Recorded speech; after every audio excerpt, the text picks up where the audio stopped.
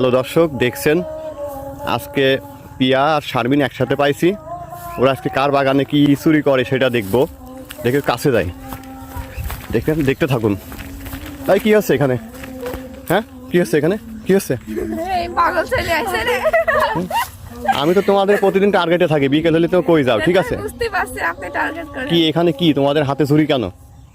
কেন আপনি বুঝতে পারছেন না সেটা? আমরা চুরি করতে যাব। তাই সত্য কথা বলো। আমরা সিম চুরি করতে যাব আজকে। কার কাছে?